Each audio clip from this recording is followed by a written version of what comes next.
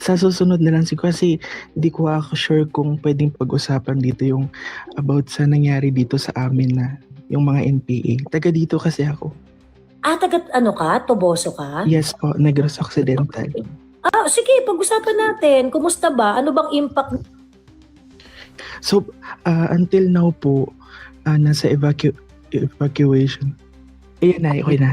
Okay na. Ayan. Dito kasi, yung kiniklaim kasi nila na na yung ibang Researcher daw. Oo. Hindi po yung totoo. Marami po talaga yan dito. Actually, alam mo, Hidud, may nagpadala sa akin ng picture nung mga, yung hindi blurred ha, yung bangkay nung 19 na naka-enkwentro ng AFP doon sa Toboso. Doon sa picture, makita mo talaga sila, armado. Yes po, may yes po. Baril pa sa may mga bala-bala pa sa... I mean, paano mo masusuot sa bangkay yun? Sorry. Ayan, narinig mo na ako? Ayan, okay. Yung mga tao dito na malalapit, ayaw lang nilang magsabi ng totoo. Yung kiniklaim ng taga Maynila na nag-researcher daw na hindi po yung totoo. Kasi kami dito, nakakasalamuhan namin sila pero hindi lang kami nagpapahalata na alam namin. Kasi masyado silang malapit sa buhay ng mga ordinaryong Negrense. Yes, ayaw rin maipit ng mga private individual, ganyan. So, sobrang ganda yung kaya nag-work yung sa intelligence fund ba yun? Ay, yung sa yung Intel fund ba yun? Doon nag-work po talaga siya kasi doon nalalaman kung sino yung mga NPA dito sa lugar namin.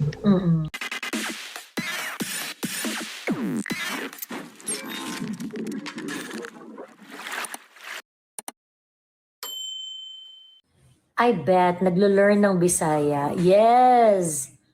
Ano na po, no? From 2 gig, ang Bisaya ko po ngayon ay... 4 gig na. Gamay na lang. Oo. Gamay na lang. Pwede na po tayong magpatakbo ng power bank. Char. Book. Ini-issue ngayon yung mataas na electricity bill dahil sa pag-approve ni Duterte ng mga kakamping. Ang problema kung yun, okay, yan ito, no? Hindi yun yung driver ng pagtaas ng kuryente. Kasi kung yan yung sisisihin nila, edi dapat, the first time na inimplement yan, dapat nagalit na sila, 'di ba? Although talagang tumataas yung bill natin ng kuryente. Okay? Tumataas talaga yung bill natin ng kuryente. Pero ang dahilan nun is for other reason. Okay? Sa explanation ni Meralco, yung distribution cost is hindi naman talaga yan nagbabago masyado.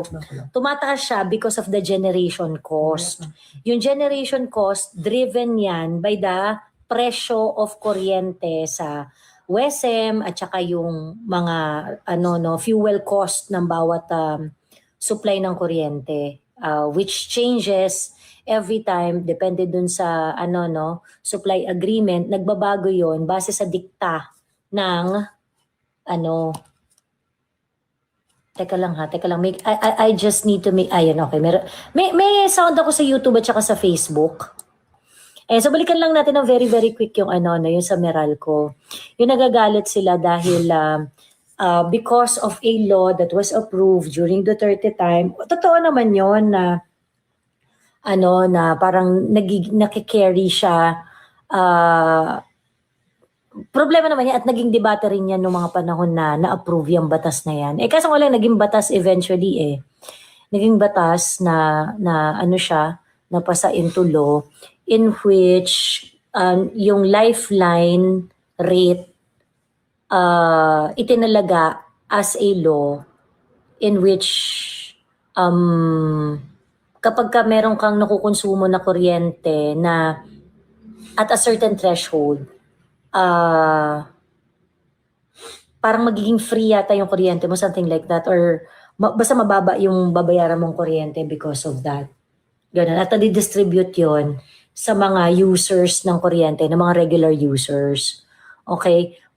But let me just, yung iba kasi na sinisisi yung kuryente as if yung driver ng pagtaas sa kuryente is because of that. And there is a malicious intent in doing so. Kasi, matagal naman na yan. Hindi naman yan bago. At saka matagal na rin in-implement yung scheme na yan sa kuryente natin. So, if yan yung i-blame ninyo sa pagtaas ng kuryente, it's kind of unfair, no, to think that way. Although, we have to acknowledge the fact na talagang tumataas yung kuryente natin, ng bonggang-bongga. At yung pagtaas ng kuryente, hindi yun dahil doon. Hindi yun dahil doon sa mga mga fix na idinadagdag dun sa kuryente natin. Mainam na busisiin natin yung component ng ating kuryente. Wala namang problema dun. Tama yon. Tama yun. At meron talaga mga kinakarga like yung FIT, yung GEA, yung mga parang additional charges na binabayaran ng consumers at large for specific purpose. But ang driver talaga ng pag-increase natin ng kuryente ay ang generation charge. Yun talaga siya. Ayun. Sabi ni John Martin, seriously? Oo, John Martin, seriously. Anong tanong exactly?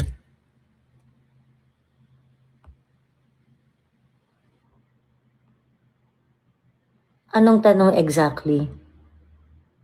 Parang pro-Meralco ka, sabi ni John Martin. Hindi ako pro-Meralco. Hindi ako pro-Meralco. In fact, dapat bususiin rin talaga yung distribution rate ng Meralco.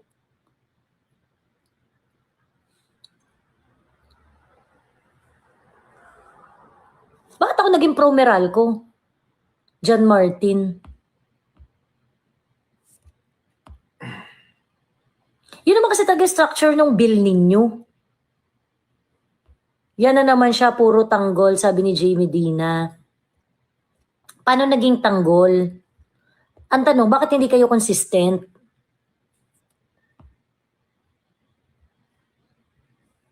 Sabi ni Tio Moreno, bobo daw si Lenny kasi 2 times nag-take ng bar. Paano ka na Miss Jovi 5 times? Sabi ni OM. 2 times lang ako nag-take ng bar, OM.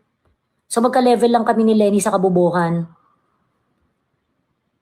Why can't VP Sara file perjury case to Trillanes? Sabi ni Mot. I really hope that they are going to file cases against Trillanes. Mot, MOT. So,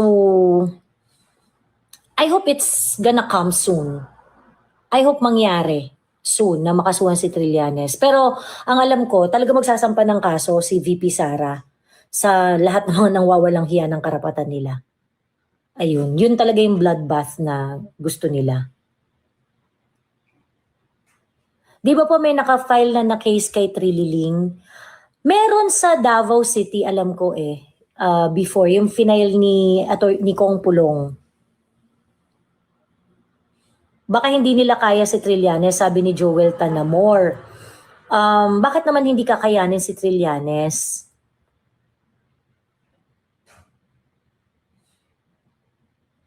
To generate electricity, need na gas, coal, maybe has something to do with the Middle East war din, sabi ni Julian's World. Oo, sino to si Paul?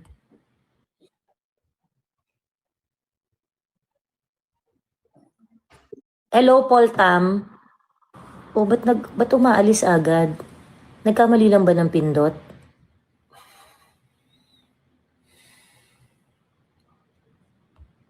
Para makulong na yung asong yan.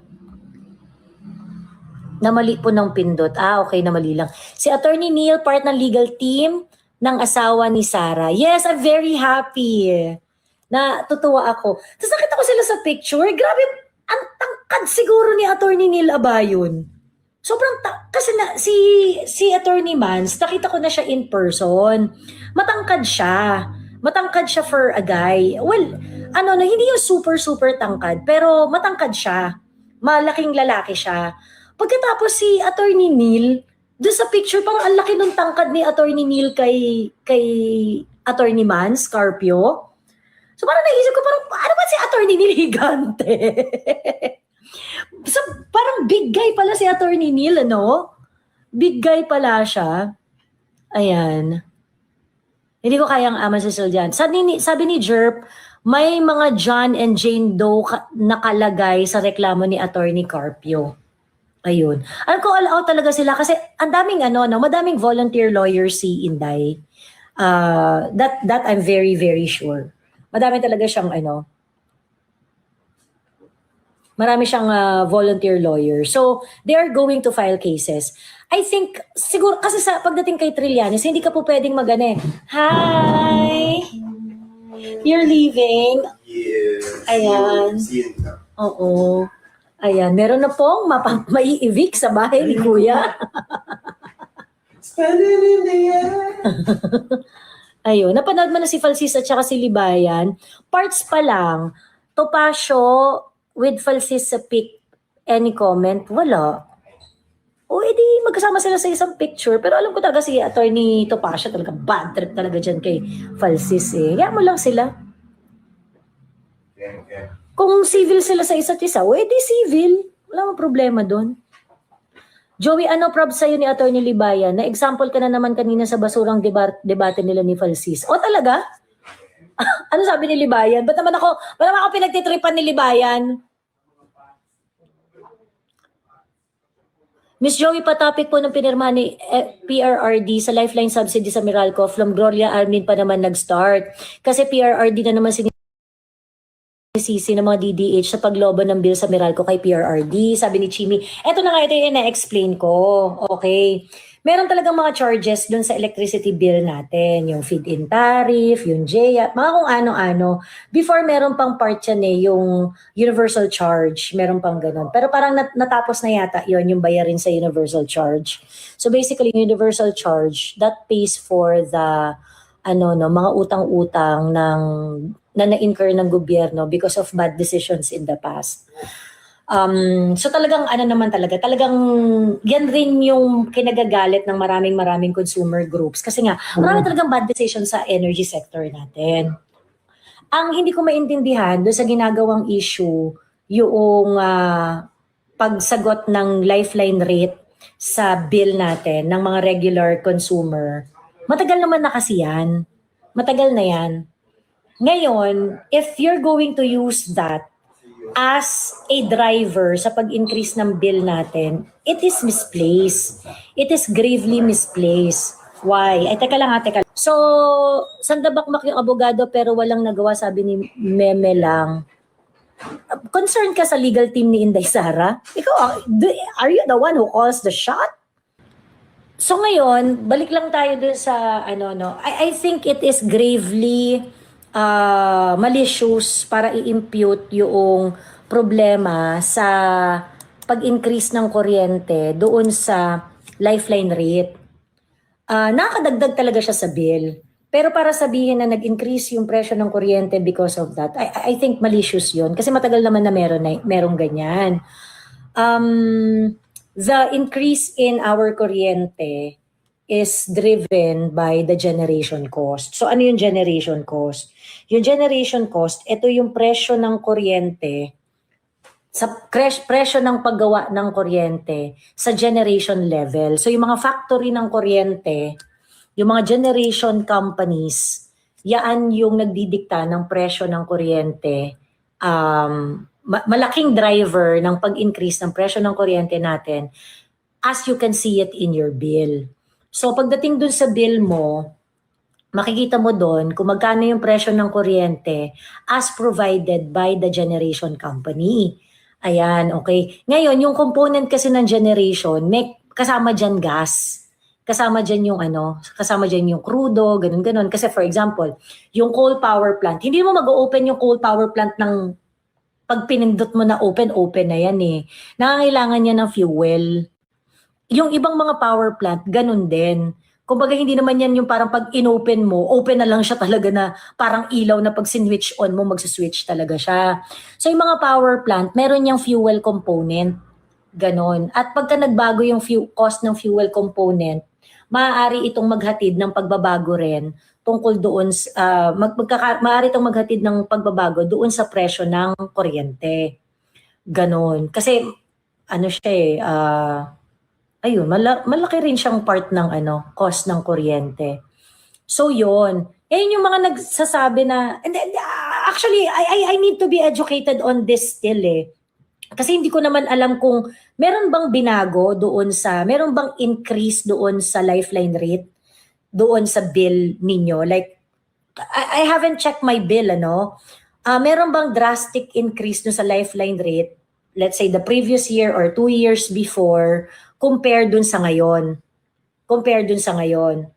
I want to know kung merong drastic change so that we can actually map kung yun yung naging driver ng increase ng kuryente for this month.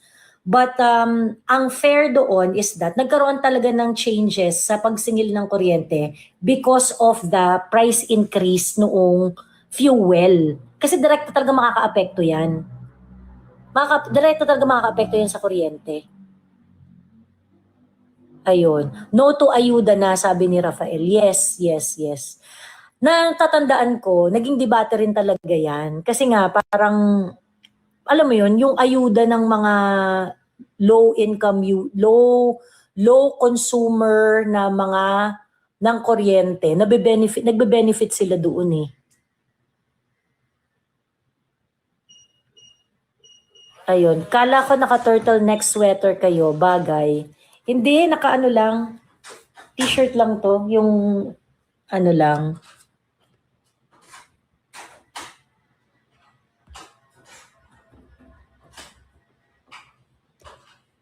Kaya yon, sino to si Ling? Ang fresh naman ni Madam, parang kakahango lang sa batyang punong-puno ng yelo. Isda lang, Jara. Hayo. Isda.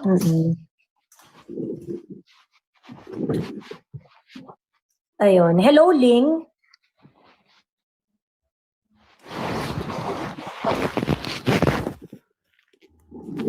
What's your reaction? Meralco is planning to get Socoteco 2 in Mindanao.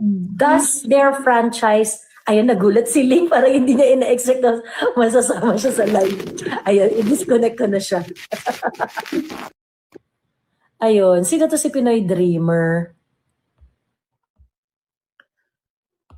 Kung, ano yun, bibili ng Meralco sa Socoteco 2? Ganon? Inaalaw ba yun ng franchise ng Meralco? Pero for me, dapat hindi, no? Kasi mega franchise na si Meralco as it is Dapat hindi na siya i-allow na mas lumaki pa. Ganun. Kasi nagkakaroon siya ng unfair advantage talaga. Ayun. Hello, Savis. Ano ba yung comment mo, Savis? Try and try lang. Comment lang ng comment until until sumakses ka. Ayan. Sabi ni Aware Significance, hindi po Meralco. Anong hindi po Meralco? Ayan. Pinoy Dreamer, hello. Ayan. Kasi parang hindi rin aware si Pinoy Dreamer na siya ay nakaakyat. Teka. Sorry po. Ayan. Hello, Pinoy Dreamer. Hello, Idol. Ayan, okay. Parang napindot. Lagi po ako nanonood ng mga video mo. Ay, salamat po. Salamat. Ako. Ayan. Meron ka pong gustong i-share or nagkamali ka lang sa pagpindot ng Napa ko. Okay, na-surprise ka din. Na-surprise lang po. Pero salamat po sa pag-up. Okay, Manonood lang po ako, welcome. manonood lang. Okay, sure. Ay, salamat po. Salamat, Idol. Welcome po, welcome. Ingat po kayo. Ayan. Okay, salamat po. Okay. Katuwa lang. Ito. Teka lang. May si Hey Jude. Hey Dude. Ito. Hey Dude, ano ba to? Intentional or accidental lang din? May question lang po. Ay, ayan. Okay. Sige, go Hey Jude. Hey, dude. Honest question lang Ate Joey kasi gusto ko lang po ma-enlighten. Pag na-forward po ba yung impeachment sa um, Senate.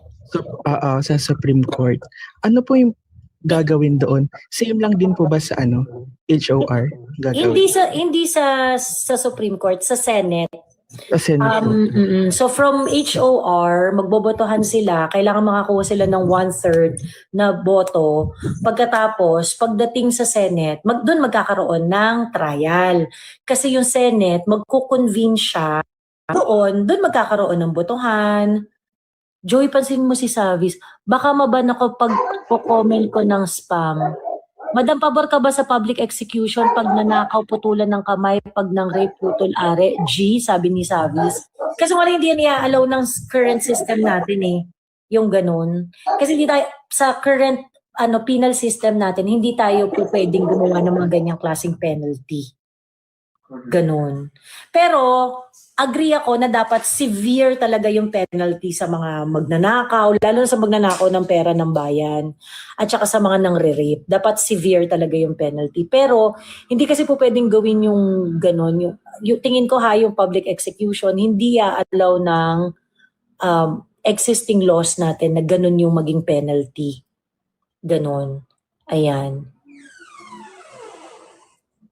Kung Sharia court pwede. Kasi mag-govern naman yun kung ano yung batas nila sa sa yung mga batas sa Muslim.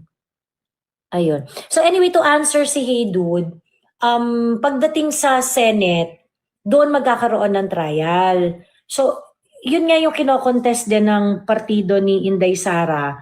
Kasi dapat doon ka magkakaroon ng mga compulsory processes, magpapatawag, magsasabpina para doon sa impeachment.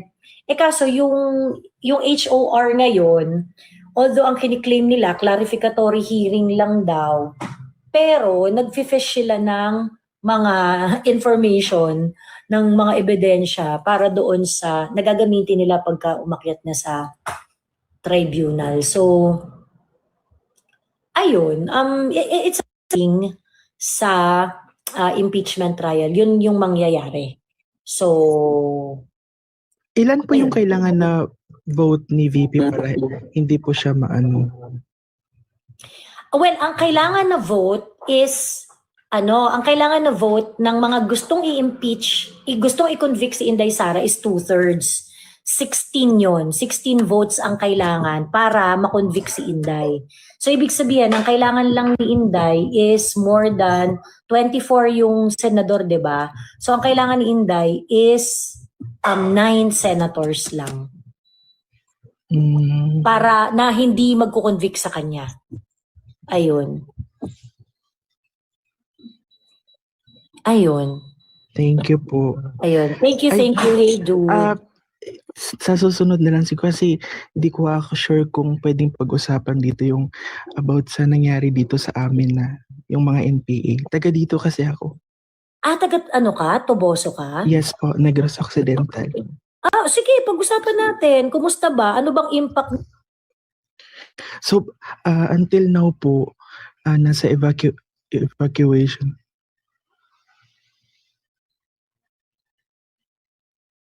Hello po.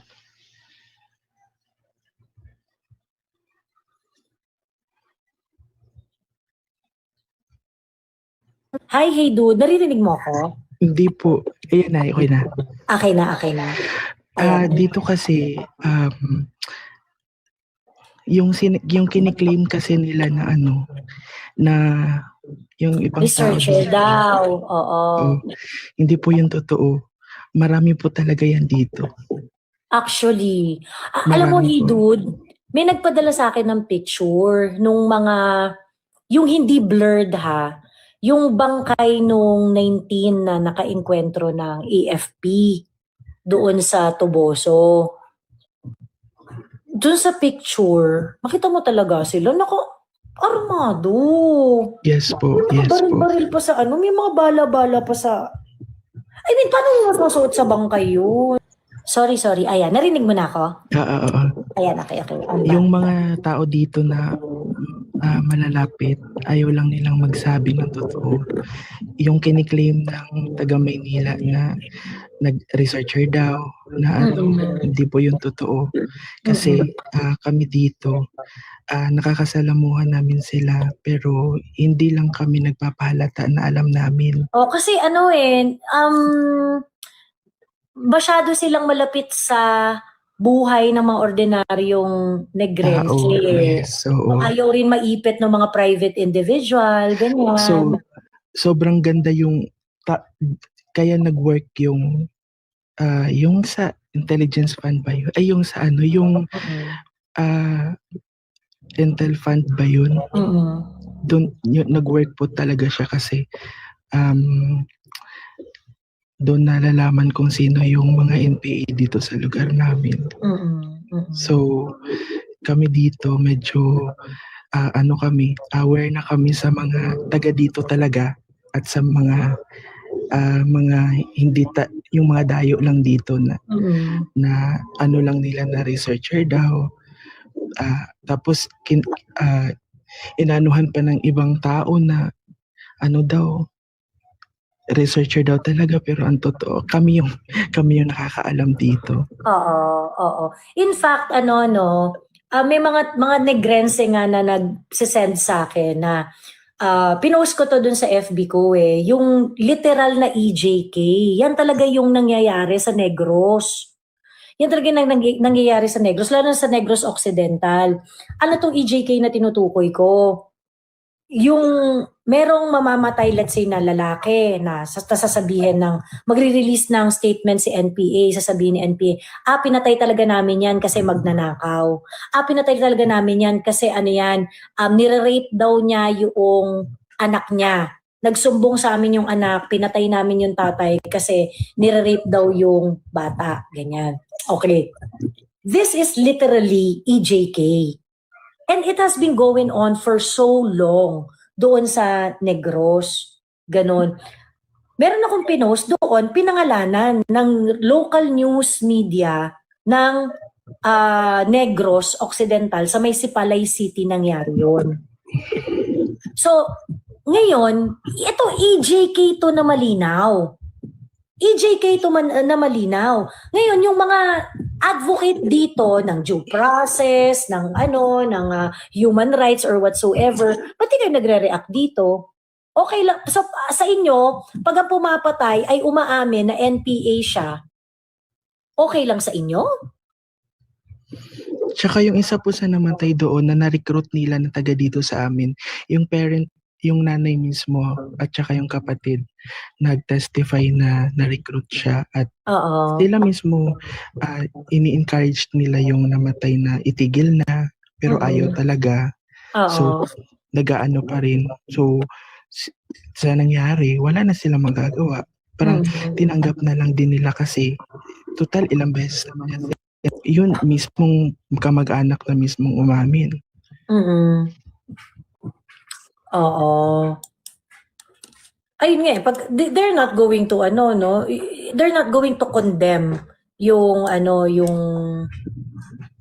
they're not going to condemn yung hi Kuya Archel, thank you Kuya Archel sa iyong sa iyong paabuloy. Thank you. Shout out kay Kuya Archel ng New York. Thank you very much. Ayun, so Tutski, nasagot ko na yan. Yung bakit hindi pa nag-file ng perjury against Trillanes. Maaaring hindi pa nag-file sa ngayon. Ako rin ay nag-aabang kung ano ang kasong ifa-file ni Inday Sara or ng kampo ni Inday Sara kay Trillanes. Again, nasagot ko na to. Ang sinasabi ko nga is that there are so many lawyers, volunteer lawyers sa team ni Inday Sara. At ang talagang attitude ngayon ng kampo ni Inday Sara ay kasuhan ang lahat ng dapat kasuhan. Maaaring inaaral nila ang mga dapat nilang ikaso kay Trillanes, so intayin lang natin. Tanong ko rin yan kung bakit hindi pa kinakasuhan si Trillanes. But I think they are trying to be very, very cautious sa pagkaso kay Trillanes at they want to make sure that na kapag kinasuhan nila si Trillanes, walang lusot. Ganon. Hi, Tofu Junkie! Hello! Grabe talaga siya sa totoo lang wala akong ano eh, yung marami kasing I think yung ang kagabi, isa yan sa mga reason kung bakit napabalik napabalik sa live si Timmy M eh. Matagal yan, lagi umaakyat sa live ko yun before. Napaakyat siya kahapon kasi offended rin siya sa nangyari. Hey dude, doon sa 19 na doon sa mga nagsasabi na wag niyo namang i-celebrate yung pagkamatay or wag niyo namang sabihing deserve, ganyan. Kasi nga, para doon sa mga tao na merong lived experience against the CPP-NPA-NDF, hindi nyo mapipigil yung mga tao na mag-celebrate or at least na makaramdam ng maluwag na paghinga dahil nabawasan yung number ng mga rebelde sa fold nila. Kasi naging problema naman talaga nila yan eh. Biruin nyo, yung mga probinsyano dito, no, yung mga nakatira sa mga malalayong lugar. They have no choice but to deal with this goons. Ayun, hi, shout out ISN Mary, hello. Wala silang choice kundi makisama diyan sa mga yan. Pag manghingi ng revolutionary tax, bigay lang sila. 'Di ba? Ayun, cautious na baka ma-open ang bank accounts nila Duterte, sabi ni Tutski. Tutski, inopen na, 'di ba? Ano pang iko-cautious, Tutski?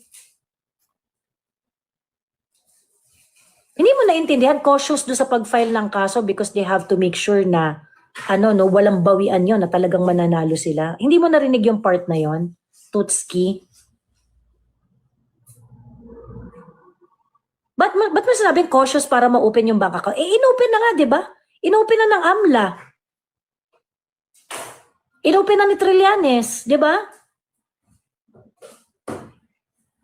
Yan yung hindi ko maintindihan sa inyo.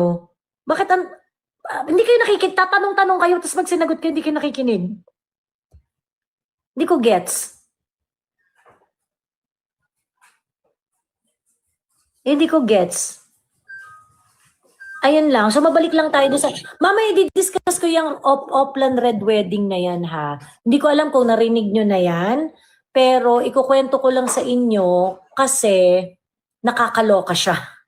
Ayun.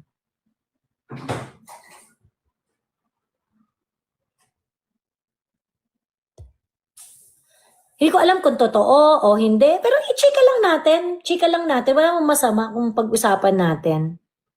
Tapos, ayun. Pero mukha siyang luma eh. Mukhang luma yung Oplan Red Wedding na yan. Miss Joey, bakit po walang nagsasampa ng disbarment case kay Luistro? Sabi ni Dot. I do not know. Okay? I do not know kung bakit ganon. Pero I hope na merong magsampa sa kanya in the future. Malay nyo naman, di ba? Kasi yung mga ganyang sampa-sampa ng kaso, hindi mo madali yan eh.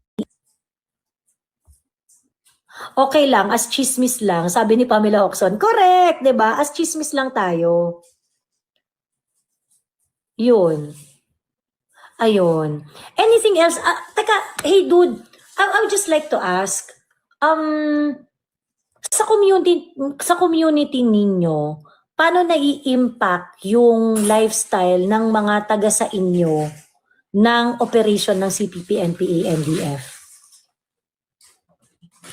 Ng mga rebelde, ng mga NPA. Ano po? Paano nai-impact yung paano naaapektuhan yung buhay sa inyo ng mga sibilyan doon sa operation ng mga NPA dyan sa inyo? Like for example, ito yung nangyari, di ba, nung sa Tuboso, 19 yung na-deads. Ano ba yung impact ng mga like for example, sa inyo, meron ba sa inyo nahihinga ng revolutionary tax, yung mga ganyan, yung mga na-EJK or something like that? Meron pa bang na-experience na ganon sa area ninyo or sa lugar ninyo? Wala naman po, pero sa totoo lang grabe sila mag-recruit ng mga taga-Palawan. Okay. So As in- sa immediate community mo, wala namang violent. Wala naman. violence na nangyayari. Wala Pero, naman. pagdating sa recruitment, doon nyo sila nararamdaman. Yun malala. Kasi sobrang galing nilang makipag-alubilo.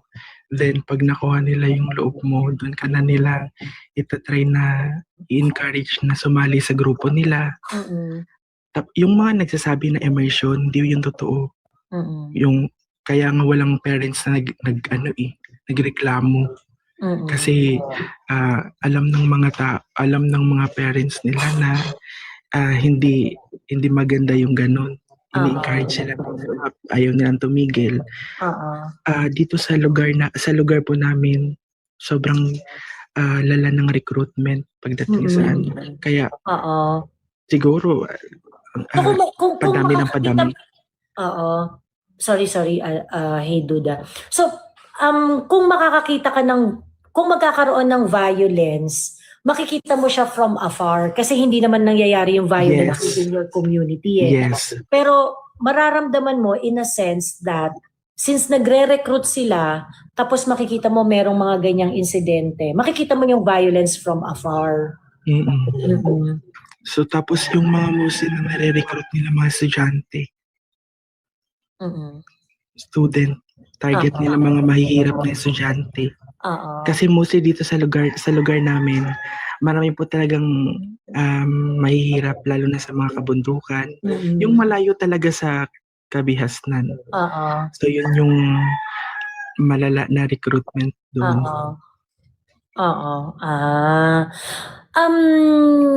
Na-experience mo ba yung recruitment within your area? Hindi. Or sa school mo or whatever? Hindi po. May mga kilala lang po. Tapos naka-experience firsthand. Oo. Na gusto silang isali sa ganung Thank you. pero buti naman hindi nagpadala. Okay. I see. Ayun. May dito, may comment dito. I'm from Negros. Usually, kung pupunta ka sa isang lugar na nandun sila, magpapaalam ka pa sa kanila. Tapos mga mayor dyan, na yung mga local government, talagang nakikikooperate sa kanila. Ayan. Yes. Pinipili po kasi nila yan, Ate Joey, at chinecheck nila yung lugar ng taong i-recruit nila. I-recruit. Tama po yan. Ayan. Shout out, sabi ni Kamikuzan, sa maloob, pa-shout out po Ma'am Joey, hindi ako nakakatulog pag hindi ko panood vid mo sa YouTube. Ayan. Salamat. Takot ang LGU. Oo. Tsaka kasi sila yung magaling Sila yung magaling mag-organize kasi tapos nagagamit rin sila sa election kasi nga pagdating sa mga rally-rally, ganyan. Yes. Ayun. Miss Ate Joey, ayaw ibigay ng Czech Republic si Saldico kasi kidnapping. True. Oo. Nakakatawa, no? Nakakaloka. Maganda yung comment dyan ni Jerp eh. Yan yung issue ng sovereignty yan eh. Tingnan mo yung ibang bansa. Diba? Hindi niyo po pwedeng gawin yung kidnapping yan. Ngayon, pag ito, under ng jurisdiction namin, So, ibig sabihin, we are responsible kung ano yung mangyayari sa kanya. Kung nangyari yung whatever na transgression doon sa bansa nila. Ganun. So, yun. At naninindigan ang Czech Republic, di ba? Ay, hindi nyo ito basta-basta pwedeng kunin sa amin ng ganun-ganun lang. Dadaan to sa tamang proseso. Ganun. Muntikan natin ako dyan nung college. Front nila sa amin, yung Kabataan Party List, sabi ni It's Kimi. Ayun. Ayun lang. Anyway, may gusto ko pang i-share. Hey, dude. Wala na po. Thank you. Thank you very much, hey dude. Maraming salamat sa pag-share ng iyong story at ng story ng iyong community. Ayun. I-ano ko lang, no? May nag-send sa akin ng picture. May nag-send sa akin ng picture ng mga bangkay noong mga yung mga namatay doon sa enkwentro, doon sa Tuboso. Hindi naka-blur, kita talaga yung mukha and everything, ganun. Bakit sila may hawak-hawak na baril? Bakit sila full battle gear? Talaga mga army, yung mga yung pang sundalo talaga na mga suot. Hindi uniform ng sundalo ha, pero yung mga, ang tawag dito, yung sort of wearing their own version of uniform. Ganon. So, yung mga nagsasabi na, ay hindi, researcher, wag niyo ina-assume kineme, ganyan. Hindi kasi natin magets dito. Kung researcher sila at wala silang relasyon, kahit anong relasyon, doon sa CPP, NPA, NDF, bakit alam nila na kalaban ng gobyerno ang mga NPA? Bakit hindi nagpaalam yung mga researcher para alam ng barangay, alam ng AFP, para pagka nagkaroon ng inkwentro, hindi sila babarilin? 'Di ba? Yun hindi ko gets eh. So kaya yung mga tao, pag galit sila, NPA yan, NPA, bakit yung binaril researcher lang yan, kineso. Well, you did not do your part. Kung kunwari, sabihin na natin totoo, researcher lang siya at hindi siya member ng CPP, NPA, NDF. Bakit mo sisisihin yung AFP na nadamay ka sa magiging collateral damage ka talaga diyan kung di ka nagpaalam. 'Di ba? At wag na tayo magtanga-tangahan na, Diyos ko po naman. Ordinaryong civilian nga nakatira na sila dun sa lugar. Pagpupunta sila dun sa lugar ng NPA, nagpapaalam sila dun sa NPA. Ikaw pa kaya na researcher na hindi ka naman taga dun? 'Di ba? Huwag tayong magtarantaduhan dito. I-check nyo ang video ng Rappler nung undocumented nila yung anib ng CPP NPA. Doon palang weird na. Bar flanker ka rin ba tulad ni Madriaga? Sabi ni ABCDEFG. Tangin ang pangalan yan, alphabet. Ayun, yes po, bar flanker po ako kagaya ni Mama Lenny. Kagaya ni Ramil Madriaga.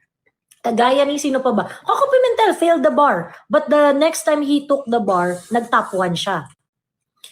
Persida Acosta failed the bar several times. Parang 2 or 3 times nga yata But when she passed the bar, naging top 4 yata siya.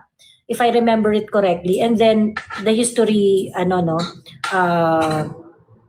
the rest is history. Ma'am Joey, yung anak mong si Gabe, napakaiyakin talaga. Naku. Dapat kasi may malakas na examiner para maging lawyer ka na. Sabi ni, bakit concerned ka sa aking lawyering career? Ako nga hindi na ako interesadong maging lawyer. Ikaw naman Gina G ka.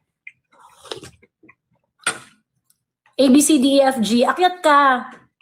Huwag ka nakikipag-usap kung ABCDEFG yung pangalan mo, tang-inang yan. Kung gusto mong makipag-usap at gusto mong i-analyze ang aking career in the future, the least thing that you can do is magpakilala ka bilang tao. Yes, please.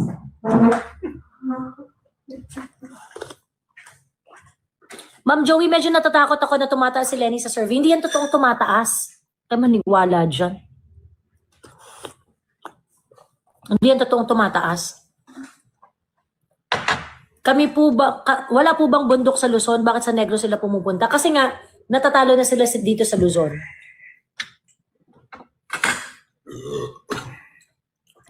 Natatalo na sila sa Luzon. Ito ba yung babaeng fake news, sabi ni Cedric, na anime ang profile pic? Cedric, umakyat kang putang ina mo ka, pagkatas i-identify mo yung fake news na sinasabi mo. Kasi minsan, hindi naman talaga yung fake news, hindi mo lang naintindihan. So, minsan, ang mali, utak mo. Ayun. Kasi yung kampo nila sa bundok, peninsula, ay nalusaw na nung panahon ni Duterte. To be fair, I think to be fair matagal na rin nagpuntahan yung mga CPP, NPA, NDF sa Visayas at Mindanao. Hindi lang nung panahon ni PRRD. Even before that. Dahil na rin sa pushback ng AFP. Ayun. Joey, may press con ang DOJ katatapos lang. Sabi ni Alexis Arresdado. Ano sinabi? Anong pinag-usapan? Busog si Pao. Sarap. Ayun. Sarap kumain ng corned beef ngayon. Matagal na po NPA dito sa amin sa South Cotabato.